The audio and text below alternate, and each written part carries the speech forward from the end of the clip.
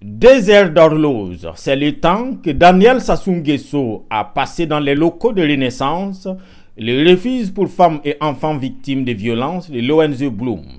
Un désert d'échanges et de visites guidées qui ont permis à l'invité de marque venu du Congo de voir ce qui se fait en Côte d'Ivoire en matière d'accompagnement de la femme en situation difficile. J'ai eu l'immense honneur de rencontrer Madame la ministre Bellemonde, qui m'a parlé de ce refuge, de cette ONG et du remarquable travail qu'offre la présidente de l'ONG. Elle m'a dit qu'il s'agissait d'une initiative personnelle. Donc une jeune dame, une Ivoirienne, qui avait décidé de mettre à profit ses compétences en créant une maison du cœur, une maison pour accueillir d'autres femmes, des femmes victimes de violences.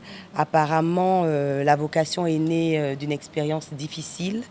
Et Madame ici présente a voulu apporter sa pierre à l'édifice, tendre la main à d'autres consoeurs ivoiriennes pour les aider. Et j'ai trouvé l'idée remarquable.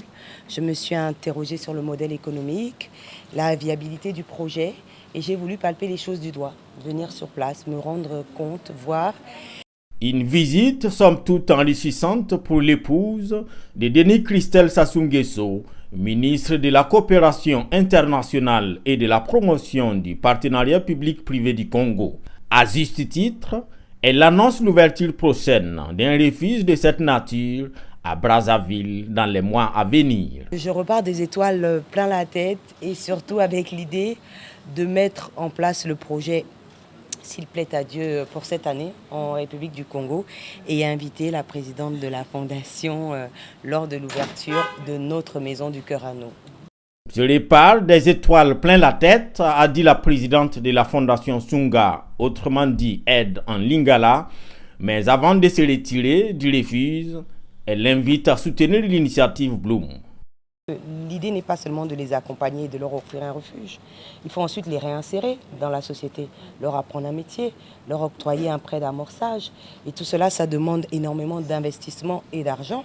Alors si j'ai un message à lancer à l'endroit de la communauté, ce serait d'investir dans les femmes, d'investir dans ce beau projet d'aide et d'accueil, parce que une femme formée, une femme qu'on accompagne et à qui on permet de pouvoir subvenir, c'est finalement aider toute une communauté. Un cas d'école, le refuge de l'ONG Bloom est en passe de l'être.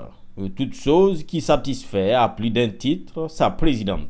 On espère vraiment que ça fasse cas d'école, mais cela nous donne plus de pression, voilà, de recevoir cette pointe, cette crème féminine, ces leaders venant d'autres pays.